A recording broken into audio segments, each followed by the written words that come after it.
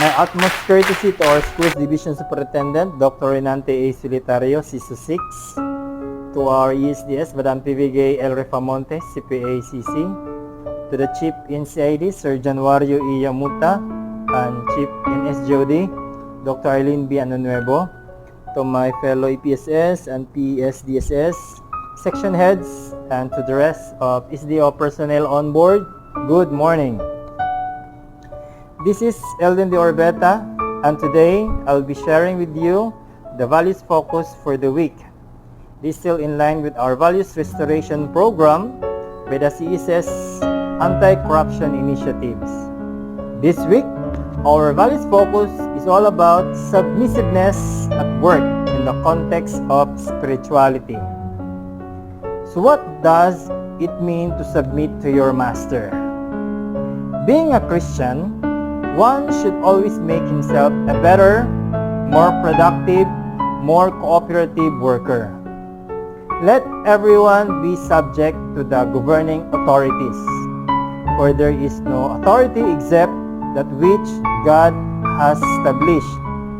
The authorities that exist have been established by God. One of the best ways to test a person's sense of leadership is how he submits to authorities. Someone who does not recognize the importance of law and order is most likely not to respect its enforcers too. And it is doubtful that someone who does not respect authorities is ever worth the people's trust. While there are instances in which it is necessary to oust existing governments because of rampant human rights violations or grave abuse of power, we should remember that it is not always the solution to every other political predicament there is. In the Philippines, our stand on submission lies on extreme ends of the spectrum. One school of thought believes that submission should be relative to existing flow of power. That is, submitting to authorities as long as such act protects our interests. Thus, we find subservience in its highest form through cronyism, nepotism, and political dynasties, in which those who benefit in the political system prefer to remain status quo or silent before any clamor for change. On the other end is rebellion, in which people attempt to topple down the authorities because of conflict of interest or out of shared discontentment. Others join the bandwagon of political activism for experience's sake or because they are paid to march in opposition. Whatever the case may be though, as history proves, street demonstration does not always deliver the alternative as promised, and usually the lack of integrity of those scorned authorities in the name of their vested interests is quickly exposed. Therefore, it is important to understand that submission to authorities must be done objectively, as a matter of course, because it is our duty to do so. We are not encouraged to tolerate evil leadership, but we are admonished to bring out the best in us and contribute in the establishment of morality, upright governance. When our leader err, it's our duty to remind them what is right. If they insist on doing what is wrong despite our admonition, do not lose heart, as there is an omniscient and omnipotent God who will never hesitate to exact judgment in the proper time.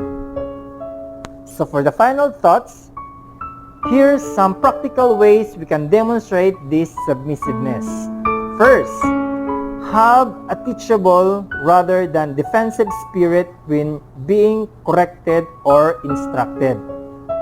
Second, don't complain about your boss or put him down behind his back when others are doing it all the time. Third, you don't have to agree with the validity of his instruction in order to faithfully carry them out. In times of battle, you can have the soldiers just following the orders they agree with. Fourth, pray that God would prosper your boss spiritually, financially. Fifth, work diligently and faithfully all the time, not just when the boss is watching. Lastly, show him respect in your tone of voice, body language, facial expression, and the like. So before I conclude, what does the Bible say about being submissive at work? According to 1 Peter chapter 2 and verses 18 through 21, constitute that servants, be submissive to your masters with all respect, not only to those who are good and gentle, but also to those who are unreasonable. For this finds favor if for the sake of conscience toward God, a man bears up under sorrows when suffering unjustly. For what credit is there if when you sin and are harshly treated, you endure it with patience? But if when you do what is right and suffer for it, you patiently endure it, this finds favor with God. For you have been called for this purpose, since Christ also suffered for you, leaving you an example for you to follow in His steps. In short, human government and slavery may both be viewed as institutions within society. But of the two, government alone has been divinely instituted for the purpose of executing God's rule over men. Governments are ordained of God to punish those who do evil and to reward those who do what is right. Okay, everyone, that's our values focus of the week. Happy Monday and have a fruitful working week ahead. Thank you very much. God bless and stay safe.